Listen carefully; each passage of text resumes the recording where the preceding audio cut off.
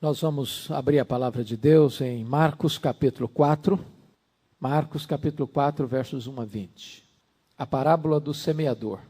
Voltou Jesus a ensinar à beira-mar, e reuniu-se numerosa multidão a ele, de modo que entrou num barco, onde se assentou, afastando-se da praia. E todo o povo estava à beira-mar, na praia. Assim lhes ensinava muitas coisas por parábolas, no decorrer do seu doutrinamento. Ouvi, eis que saiu o semeador a semear. E ao semear, uma parte caiu à beira do caminho, e vieram as aves e a comeram. Outra caiu em solo rochoso, onde a terra era pouca, e logo nasceu, visto não ser profunda a terra. Saindo, porém, o sol a queimou, e porque não tinha raiz, secou-se. Outra parte caiu entre os espinhos, e os espinhos cresceram e a sufocaram, e não deu fruto. Outra, enfim, caiu em boa terra, e deu fruto, que vingou e cresceu, produzindo a 30, a 60 e a 100 por um. E acrescentou: quem tem ouvidos para ouvir, ouça. Quando Jesus ficou só, os que estavam junto dele com os 12 o interrogaram a respeito das parábolas. Ele lhes respondeu: a vós outros vos é dado conhecer o mistério do reino de Deus, mas aos de fora tudo se ensina por meio de parábolas, para que vendo, vejam e não percebam, e ouvindo, ouçam e não entendam, para que não venham a converter-se e haja perdão para eles. Então lhes perguntou: não entendeis esta parábola? E como compreendereis todas as parábolas? O semeador semeia a palavra. São estes os da beira do caminho, onde a palavra é semeada. E enquanto a ouvem, logo vem Satanás e tira a palavra semeada neles. Semelhantemente, são estes os semeados em solo rochoso, os quais, ouvindo a palavra, logo a recebem com alegria, mas eles não têm raiz em si mesmos, sendo antes de pouca duração. Em lhes chegando a angústia ou a perseguição por causa da palavra, logo se escandalizam. Os outros, os semeados entre os espinhos, são os que ouvem a palavra, mas os cuidados do mundo, a fascinação da riqueza e as demais ambições concorrendo, sufocam a palavra, ficando ela infrutífera. Os que foram semeados em boa terra são aqueles que ouvem a palavra e a recebem, frutificando a 30, a 60 e a 100 por um. Amém. Tema para nossa meditação: diferentes respostas à palavra de Deus.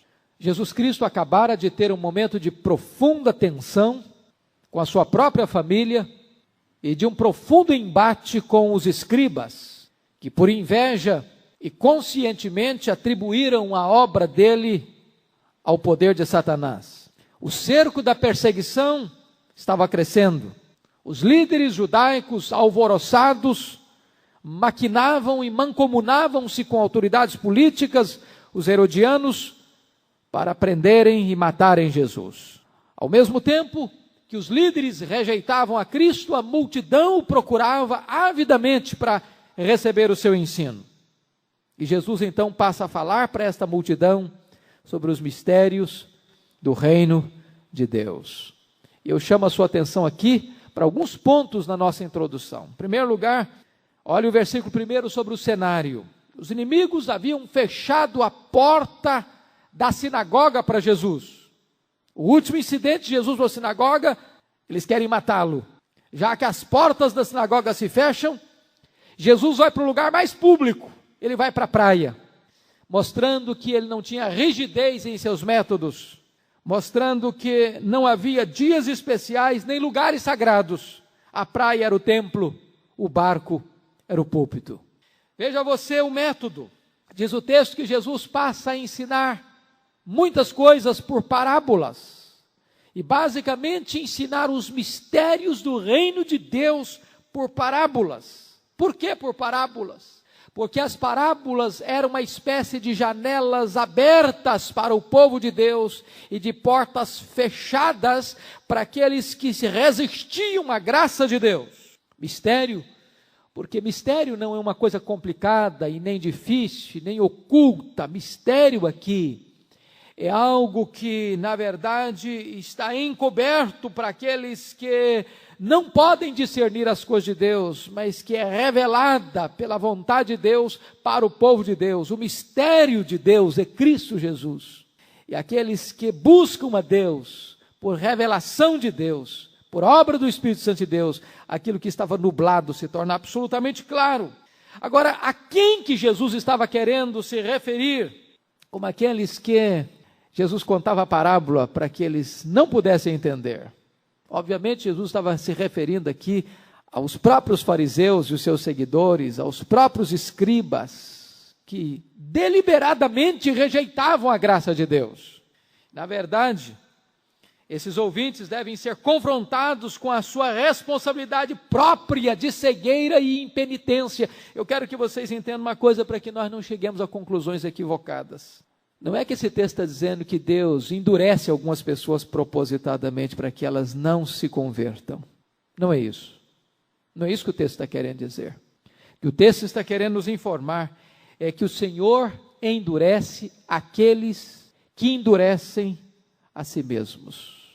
O que na verdade Jesus está querendo dizer é que o Senhor confirma e reafirma a decisão que essas próprias pessoas tomaram em relação ao Evangelho.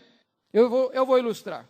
A Bíblia fala de Faraó, e Deus endureceu o coração de Faraó. Se você ler o contexto, você vai ver que Faraó rejeitou e rechaçou todas as oportunidades que Deus deu a ele. Ao cabo deste fato, diz a Bíblia, que Deus então mais ou menos diz assim para Faraó: tá bom, Faraó, você quer resistir? Pois eu entrego você a você mesmo. Está duro o seu coração. Vocês sabem qual que vai ser a grande sentença no dia do juízo? A grande sentença no dia do juízo vai ser essa: fique como você está. Continue justo sendo justo, continue injusto sendo injusto. Na verdade, aqueles que recusam decisivamente, deliberadamente, propositadamente a graça de Deus, o Evangelho será uma porta fechada para eles. As parábolas que são portas abertas para um, são janelas fechadas para outros. Notem vocês o verso 13, o terceiro aspecto é a hermenêutica desse texto, porque Jesus está dizendo, no verso 13, então lhes perguntou: não entendeis esta parábola? E como compreendereis todas as parábolas?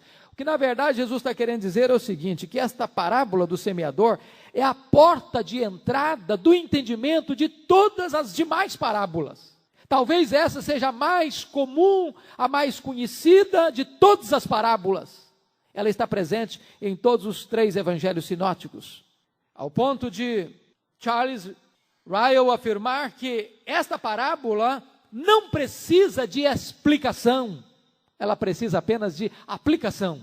Jesus começa esta parábola dizendo: ouvi, e termina esta parábola dizendo: quem tem ouvidos, ouça.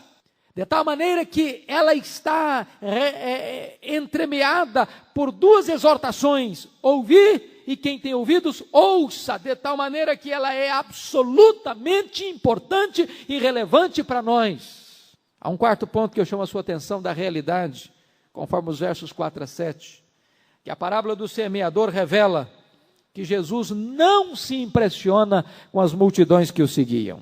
Ele conta essa parábola para dizer que das multidões que o seguiam, tinha gente que era como um solo batido, tinha gente que era como um solo superficial, tinha gente que era como um solo concorrido com muitas outras preocupações e desejos. Se fôssemos trabalhar em aspecto estatístico, diríamos que apenas 25% daqueles que ouvem e aderem ao cristianismo, à fé cristã, vão finalmente, legitimamente, produzirem frutos dignos de arrependimento.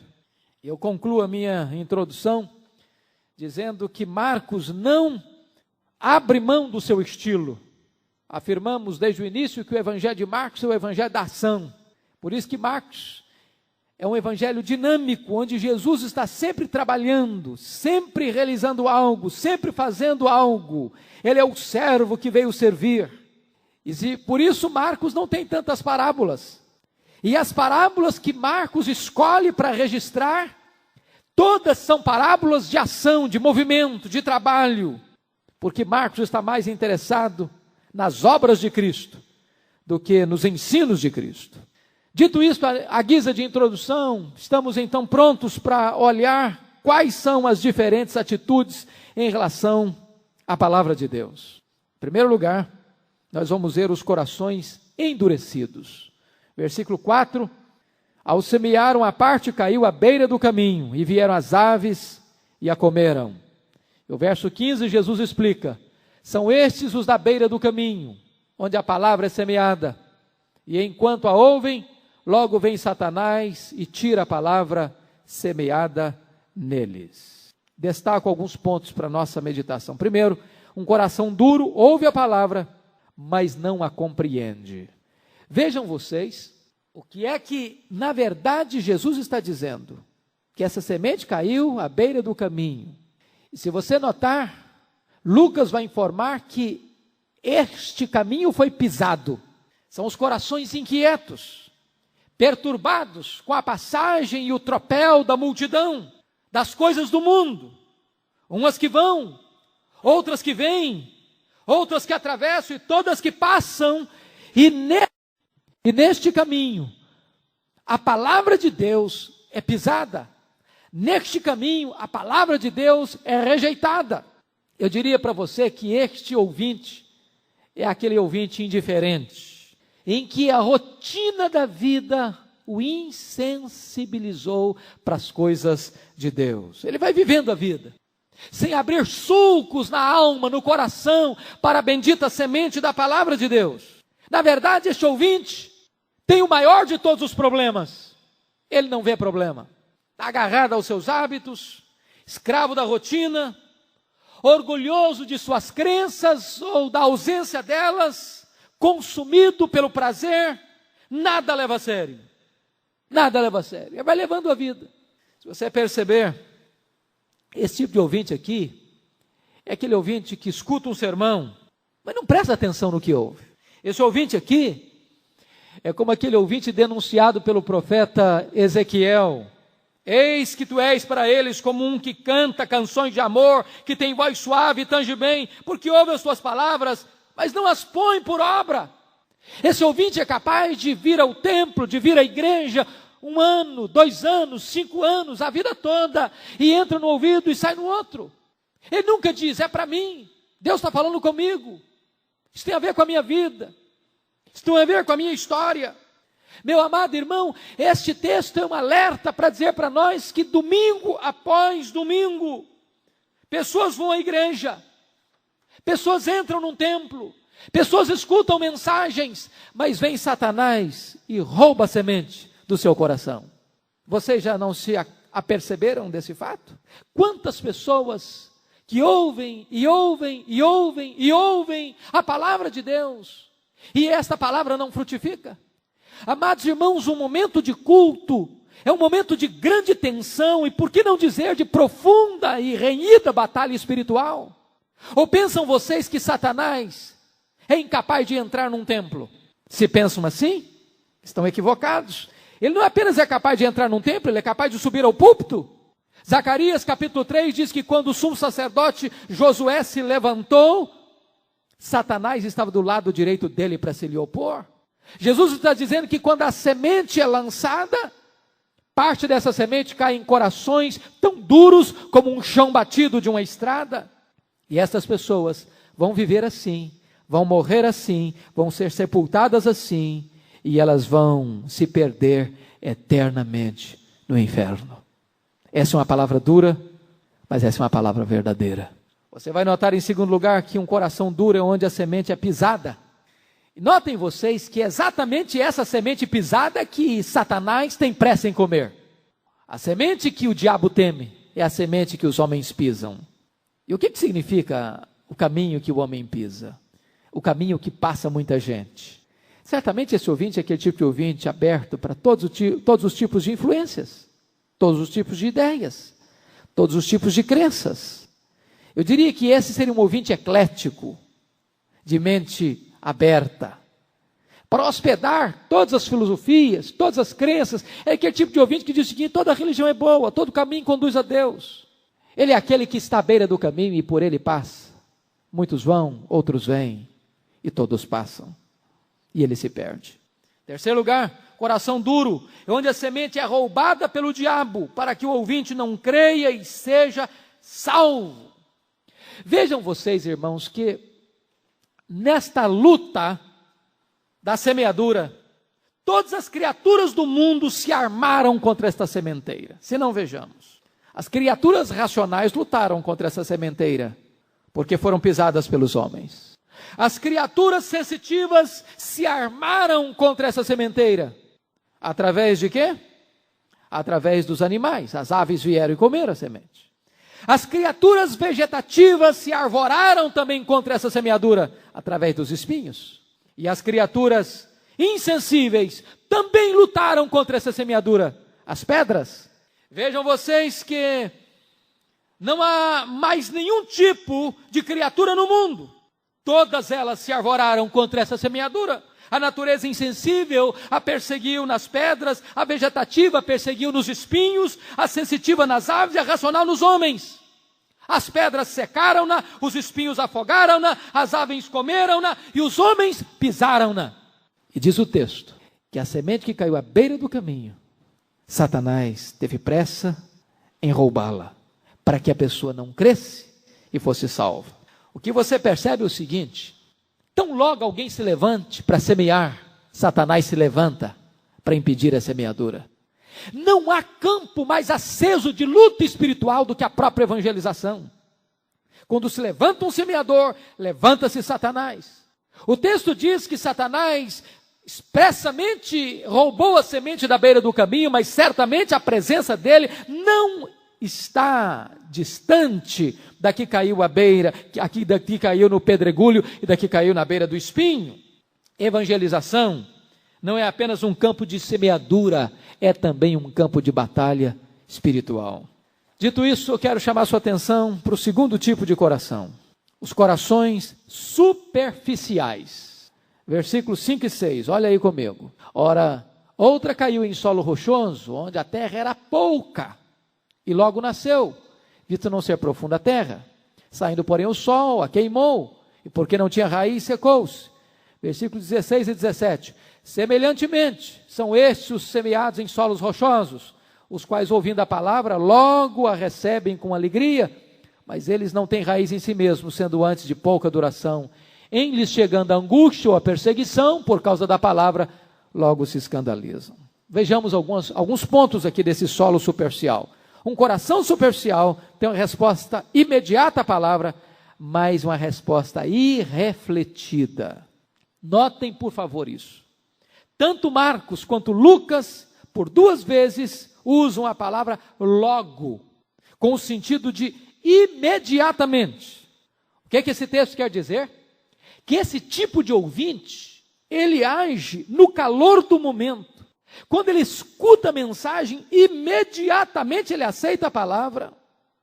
E diz o texto, o faz até com alegria, mas também imediatamente ele se escandaliza com a palavra e a abandona. O que Jesus quer dizer é que esse é o tipo de ouvinte que age na base da emoção. Ele recebe esta mensagem com alegria, mas uma alegria passageira. John Mackay chama esse ouvinte de ouvinte leviano, porque ele abraça com alegria o que não entende. Talvez pela novidade da ideia, ou talvez até para agradar aquele que entregou a ele esta mensagem. Lutero dizia que este é o ouvinte volúvel, que vira de acordo com o vento. Na verdade, o que Jesus está querendo dizer é o seguinte, que este ouvinte é o ouvinte que mostra uma resposta pronta e uma promessa inicial que não vai se confirmar. Ele é rápido para se decidir e ele é rápido também para abandonar. Vejam vocês que ele pega um elemento importante, que é a emoção, porque a emoção é importante no cristianismo, não tenha dúvida disso. Mas só decidir fundamentado na emoção não basta. A emoção que é importante no cristianismo é a emoção produto do entendimento, da compreensão. Porque a emoção sem a compreensão, ela é árida, ela é estéril, ela é superficial e ela é curta. Segundo lugar, coração superficial não tem profundidade nem perseverança. Versículos 5 e 17. Diz o texto que esse ouvinte não tem raiz em si mesmo. Portanto, sua fé é temporária. Essa resposta ao evangelho desse ouvinte, tipo solo pedregoso, é uma resposta apenas externa. Não houve nele novo nascimento, não houve nele conversão, não houve nele nenhuma mudança interior. Houve adesão, mas não conversão. Houve emoção, mas não convicção. Agora preste atenção, que esse ouvinte parece estar em vantagem aos demais. Note aí, por favor. Olha aí, versículo 5. Outra caiu em solo rochoso, onde a terra era pouca, e logo nasceu, visto não ser profunda a terra. O que vocês entenderam disso? Que esse ouvinte, por ter uma terra superficial e rasa, não tinha espaço para crescer para baixo, logo ele empregou todos os seus esforços para crescer para cima. Esse é o tipo de ouvinte que, aparentemente, ele está em vantagem com os demais. Ele se manifesta mais rápido. Ele tem uma profissão de fé mais imediata. Ele tem uma resposta mais visível. Mas, ao mesmo tempo, ele não tem profundidade. Ele não tem consistência. Ele não tem raiz. Ele não tem umidade. Ele não tem base. E logo, uma outra coisa que era benefício, agora vai prejudicar. Quando o sol começa a bater, porque não tem raiz, ele se seca. Note que ele usa um fato negativo para um aspecto positivo para ele. Pouca terra para ele é coisa boa, porque logo aparece. Mas quando vem o sol, que é positivo, que vai dar vida, lhe mata, porque ele não tem base, ele não tem alicerce. Na verdade, esse ouvinte construiu a sua fé numa base falsa. Ele não construiu sua fé em Cristo. O que na verdade Jesus quer dizer é que esse tipo de ouvinte, ele construiu a sua fé nas vantagens do Evangelho e não propriamente no Evangelho. Por quê? Você pode deduzir isso. Porque mais tarde esse ouvinte vai abandonar. Ele ficou encantado, não foi com o Evangelho. Ele ficou encantado com as guloseimas do Evangelho. Ele ficou encantado com as benesses imediatas do Evangelho. Ele ficou encantado com as propostas sedutoras, bonitas, maravilhosas, que ele enxerga diante dos seus olhos, no aqui e no agora. Mas mais tarde, quando tiver que ter implicações, custo, ele vai perceber que não é bem aquilo que ele estava querendo na vida dele. Preste atenção no que está acontecendo hoje. Qual é a mensagem que hoje está recebendo imediata e pronta adesão? É a pregação da prosperidade. É a pregação dos milagres, é a pregação do sucesso. Esta pregação há uma adesão imediata, há uma popularidade imediata, há uma corrida frenética para acolher esta mensagem. As pessoas prontamente aderem. Mas quando elas abraçam, não é o Evangelho que elas estão abraçando, não é em Cristo que elas estão crendo. Elas na verdade estão buscando algo para o benefício delas mesmas. Coisas absolutamente imediatas. Você vai notar que essas pessoas não vão perseverar. Elas não vão perseverar. Elas não têm raiz. Elas não têm umidade. As mesmas pessoas, ou não digo as mesmas, mas muitas das pessoas que gritaram quando Jesus entrou em Jerusalém, Hosana, Hosana, ao que vem em nome do Senhor, naquela mesma semana estava gritando, crucifica-o, crucifica-o, crucifica-o. João disse que eles saíram do nosso meio, porque não eram dos nossos, porque aqueles que nascem de novo, certamente esses permanecerão. Um coração, em terceiro lugar, um coração superficial, não avalia os custos do discipulado. Versículo 17, diz o texto, mas eles não têm raiz em si mesmos, sendo antes de pouca duração, em lhes chegando a angústia ou a perseguição por causa da palavra, logo se escandalizam. Veja você que, na verdade, esses ouvintes abraçaram a conveniência e não o Evangelho. Abraçaram outro Cristo e não o Cristo da Bíblia. Porque quando eles abraçaram esta fé, eles não calcularam, eles não avaliaram que o caminho da glória passa pela cruz. Eles não se aperceberam de que a fé cristã implica em renúncia, implica em sofrimento, implica em tribulação, implica em não ser popular para o mundo, implica em negar a si mesmo, em tomar a cruz e seguir a Cristo. Logo que eles se aperceberam que este caminho era um caminho difícil, era um caminho árduo, era um caminho de cruz, era um caminho de autonegação, de tribulação, eles se escandalizaram com a mesma rapidez com que abraçaram essa fé. Queridos irmãos, nós precisamos perceber que este tipo de ouvinte é como uma semente que cai num solo rochoso. Vai ter uma manifestação imediata, mas também vai ter uma desistência imediata. Essas pessoas nunca nascerão de novo. Vamos ver a terceira reação à palavra de Deus, são os corações ocupados. Por favor, versículo 7. Outra parte caiu entre os espinhos, e os espinhos cresceram e a sufocaram, e não deu fruto. Versículo 18 e 19. Os outros, os semeados entre os espinhos, são os que ouvem a palavra, mas os cuidados do mundo, a fascinação da riqueza e as demais ambições, concorrendo, preste atenção na expressão, concorrendo, sufocam a palavra, ficando ela infrutífera. Corações ocupados, vamos ver alguns pontos. Primeiro, um coração ocupado ouve a palavra, mas não dá prioridade a ela. Você nota que Marcos diz que a semente caiu entre os espinhos. Lucas diz que os espinhos cresceram com a semente. Se você sabe um pouquinho da vida do campo, você nota que para você cultivar um cereal, você tem que plantá-lo. Mas a erva daninha nasce por si mesma. E nasce com mais força, e nasce com mais vigor, e nasce em maior quantidade. O que na verdade acontece é que esta semente não cresce só, concorre com ela, disputa o mesmo espaço com ela, a mesma luz, a mesma claridade, a mesma água, a mesma umidade, os mesmos fertilizantes, os mesmos elementos que vão servir de nutrientes para a planta, as ervas daninhas, que se infiltram, que se enraizam, que se aprofundam, que concorrem com essa semente e roubam dela a sua vitalidade. Se essa semente pode brotar e até crescer, ela não vai conseguir produzir, não vai frutificar. Você vai perceber o seguinte, que essa semente é a semente que representa aquele ouvinte, que escuta a palavra de Deus, mas também escuta essas coisas. O coração dele até que tem a palavra de Deus, mas tem tantas outras coisas concorrendo, disputando.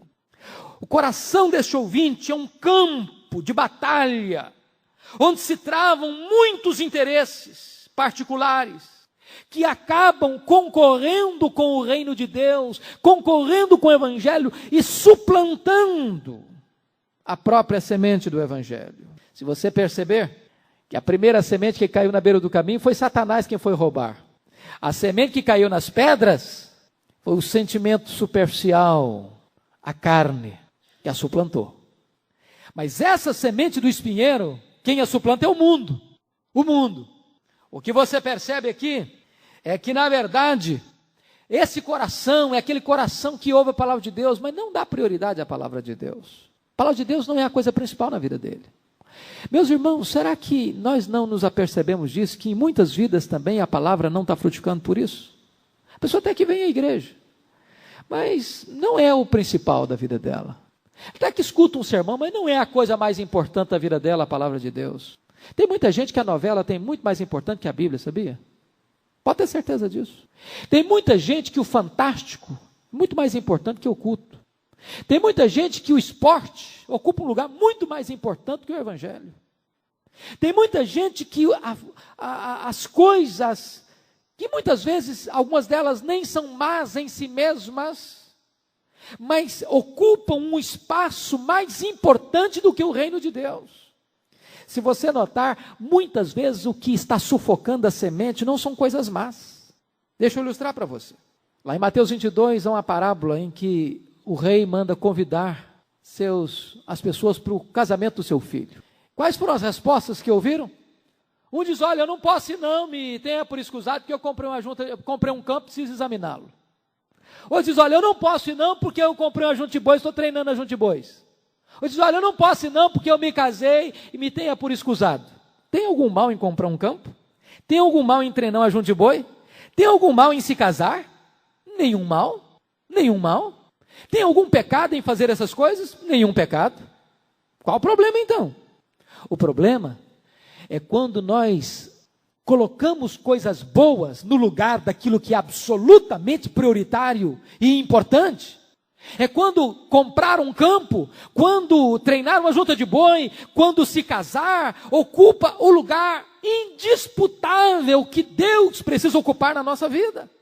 Quando Jesus voltar, disse Jesus em Mateus 24, que aquela geração vai ser como nos dias de Noé, as pessoas vão casar e dar-se em casamento, vão comprar e vender. Qual o problema em casar e dar em casamento, comprar e vender? Nenhum problema, nenhum pecado. O grande problema é que quando as pessoas compram e vendem, casam e dão em casamento e se esquecem da prioridade do reino de Deus, isso é o espinheiro que sufoca a semente em seu coração.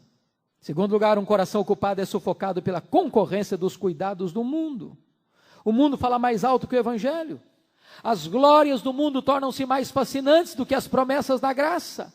A concupiscência dos olhos, a concupiscência da carne, a soberba da vida tomaram o lugar de Deus na vida desse ouvinte. Eu diria para você que esse é o crente, entre aspas, mundano. Ele quer agradar a Deus e quer também ser amigo do mundo. Ele quer atravessar o rio da vida com o pé na canoa da igreja e com o pé na canoa do mundo. Na verdade, ele permite que outras coisas ocupem o lugar que só Jesus pode ocupar na vida e no coração de uma pessoa.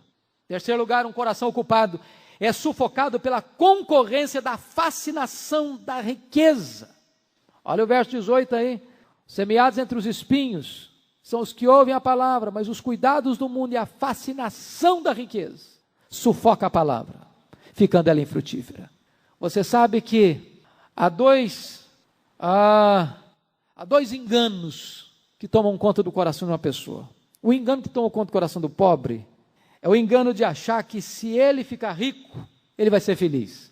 O engano do coração do rico é que ele acha que se ele ficar mais rico, ele vai ficar mais seguro e feliz. Já percebeu isso? A fascinação não é apenas um desejo, não é apenas aquele ideal de crescer na vida, não é apenas aquele desejo de melhorar na vida, não é apenas aquele ideal de você ser precavido e ser trabalhador e investir com sabedoria, não, porque isso é legítimo, isso é sensato, isso é positivo. Ninguém deva se acomodar de braços cruzados, que se assenta e não olha para frente, não é uma pessoa empreendedora e conquistadora. Isso você precisa ser, é claro. Mas a palavra que Jesus usa é a fascinação.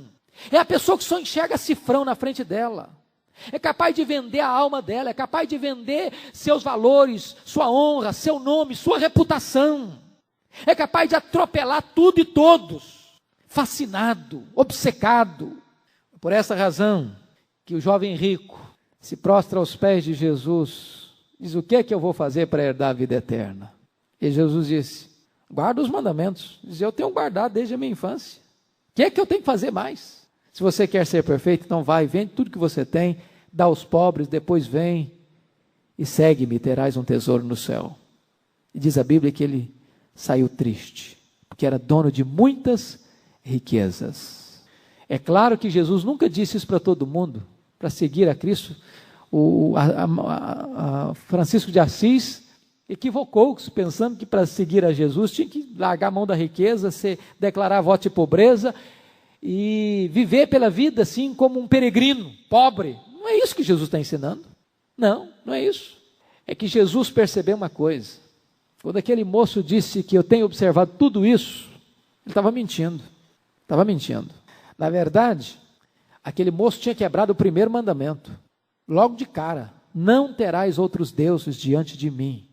O Deus da vida daquele moço era o dinheiro. Era o dinheiro. O dinheiro continua sendo ainda o grande Deus, entre aspas, com D minúsculo, deste século. É o maior senhor de escravos deste mundo. Eu estava lendo hoje na Veja, dando uma passada rapidinho. Sabe por que o padeiro faz pão gostoso? Não é por amor, é por dinheiro, diz a propaganda da Veja, o artigo da Veja. Nós vivemos num mundo em que a mola motivadora das pessoas é o dinheiro, onde as pessoas vivem e morrem pelo dinheiro. O dinheiro não é apenas uma moeda, é um ídolo, é mamon, é um espírito que escraviza, que domina as pessoas. E o Senhor Jesus diz que uma pessoa obstinada, obcecada, fascinada por dinheiro, a palavra de Deus não pode nascer na vida dela, não pode florescer na vida dela, não pode frutificar na vida dela, porque ela tem um outro Deus que não o Senhor, o único Deus vivo e verdadeiro. Por isso Jesus disse: quão dificilmente entrarão no reino de Deus os que têm riquezas. Não é que a riqueza em si seja um mal, a riqueza é uma bênção, a riqueza é um presente de Deus, é Deus quem nos dá sabedoria e graça para adquirirmos riqueza, mas a Bíblia diz: se a vossa riqueza prospera, não ponhais nela o vosso coração, porque onde estiver o teu tesouro, aí estará o teu coração. Quarto lugar, um coração ocupado é sufocado pela concorrência de muitas ambições. Olha aí que agora o Senhor Jesus, no versículo 17, vai usar uma expressão, versículo 19, vai usar a expressão, não apenas fascinação da riqueza, e as demais ambições. As demais ambições. Lucas vai falar dos deleites da vida. Na verdade, esse ouvinte aqui não é um cristão, ele é um hedonista. Ele está obcecado pelas ambições da vida, pelas demais ambições, pelos deleites da vida. Ele quer até ser um cristão, mas ele também é um boêmio. Ele quer viver a vida, curtir a vida, quer curtir o melhor do mundo. Ele não abre mão de ter uma vida sexual absolutamente liberada, sem freios, sem absolutos. Ele não abre mão de satisfazer os seus vícios. Ele não abre mão de dar largas e rédeas soltas a todos os ímpetos dos seus desejos carnais. Ele quer beber todas as taças dos prazeres que o mundo lhe oferece. Ele quer curtir tudo aquilo que o mundo oferece para ele como prazer. Por isso a Bíblia diz que esse espinheiro sufoca essa semente e ela não frutifica. Finalmente, então, esse coração ocupado é infrutífero, diz o verso 19. A semente fica mirrada. Ela não cresce, ela não dá fruto. E essa pessoa torna-se uma coisa aparente, uma casca vazia, uma sombra pálida, como a igreja de Sardes. Você tem nome de que vive, mas você está morto. E Jesus disse: o ramo que não dá fruto, corta. Corta. Porque aquele que não produz fruto digno de arrependimento, certamente esse perece. Finalmente, irmãos, em último lugar, vamos ver a última reação à palavra de Deus, são os corações frutíferos, versículos 8, 9 e 20. Por favor, olha aí. Outra, enfim, caiu em boa terra e deu fruto, que vingou e cresceu, produzindo a 30, a 60 e a 100 por um. E acrescentou: quem tem ouvidos para ouvir, ouça. Olha o verso 20. Os que foram semeados em boa terra são aqueles que ouvem a palavra e a recebem, frutificando a 30, a 60 e a 100 por um. Vejamos alguns pontos. Primeiro, um coração frutífero ouve e recebe a palavra de Deus. Marcos diz que essa pessoa ouve e recebe. Lucas diz que ela ouve com um bom e reto coração e também retém a palavra. Note você que ela não apenas ouve, ela recebe, ela ouve de bom coração, de reto coração, e ela retém a palavra. Alguns corações são como pedra, a chuva bate e escorre, não penetra. Outros corações são superficiais, a semente bate, cresce logo, mas não tem raiz e seca. Outros corações são disputados como um espinheiro, a palavra bate, mas muita coisa concorre ali para roubar os nutrientes, a luz, o sol, o espaço, e essa semente não tem poder para crescer e frutificar. Esse texto diz que essa semente não. Ela ouve, ela recebe de bom, puro coração, e ela colhe essa semente. Ela tem sulcos fertilizados, onde essa semente entra, penetra e encontra espaço para crescer, para produzir e frutificar. Este ouvinte ouve, recebe e pratica. Vejam vocês que nesses dias tão corridos que nós estamos vivendo, as pessoas não têm tido tempo para ouvir, não têm tido tempo para refletir e meditar. E aquele que não tem tempo para ouvir e não tem tempo para meditar, certamente não vai frutificar. Essas pessoas aqui que Jesus está mencionando, são aquelas que verdadeiramente ouvem, recebem, se arrependem, creem e perseveram. Chama a sua atenção para esse fato. A Bíblia diz que nós temos 3 grandes inimigos: o diabo, a carne e o mundo. Estas parábolas de Jesus falam desses 3 inimigos. Na parábola que caiu à beira do caminho, quem foi que roubou a semente? As aves, e Jesus diz que é Satanás. A semente que caiu à beira, no solo rochoso, o que aconteceu com ela? Essa pessoa logo com alegria recebeu, mas não tinha raiz, não tinha umidade, tinha pouca terra, o sol bateu e ela secou. São as emoções da carne, o imediatismo, no vapor das emoções. É aquele fogo de palha que acende logo, que parece ser uma coisa tão fantástica, mas logo depois fenece, murcha e morre. É a carne. A semente que caiu no espinheiro, os cuidados deste mundo, as preocupações deste mundo, as glórias deste mundo, a fascinação das riquezas, as ambições da vida, são as coisas do mundo que vêm e sufocam. Notem vocês que os 3 grandes inimigos da igreja se arvoram contra esta semeadura, para torná-la infrutífera. Segundo lugar, um coração frutífero produz fruto que vinga e cresce. Essa semente, diz Lucas 8,15, ela frutifica com perseverança. Se você notar, o que distingue esta semente das outras é que as outras até uma nem chegou a nascer, ou as outras 2 nasceram, mas não cresceram, não frutificaram. Esta nasce, cresce e frutifica com perseverança. Esta é a marca do crente, irmãos. A marca de um cristão é fruto. Fruto. Fruto. Aquele que não produz fruto, corta. Tem que ter fruto digno de arrependimento. Jesus disse que a árvore é conhecida pelo seu fruto. A árvore boa produz fruto bom. A árvore má não pode produzir fruto bom. Se você notar esse contexto de fruto bom, árvore de fruto mau, a árvore má não poder produzir fruto bom, Jesus disse para os escribas no contexto da blasfêmia contra o Espírito Santo. Foi nesse contexto que Jesus disse: uma árvore má não pode produzir fruto bom. A menos que você nasça de novo, a menos que você seja convertido, a menos que você experimente o poder transformador do Evangelho, não é possível você produzir fruto de justiça. Terceiro lugar, e último lugar, um coração frutífero produz frutos em diferentes proporções. Olha que coisa fenomenal. Jesus disse que a terra que caiu no bom caminho produziu a 30, a 60 e a 100 por 1. Todos produziram, todos frutificaram, mas não na mesma proporção. Isso é um retrato da igreja. Se você creu em Cristo, você é uma pessoa salva. Você é uma semente que caiu em boa terra. Você é um solo frutífero. Mas notem vocês que nem todos os salvos frutificam com a mesma intensidade, com a mesma abundância, com a mesma fertilidade. Alguns produzem 30, outros 60, outros 100 por 1.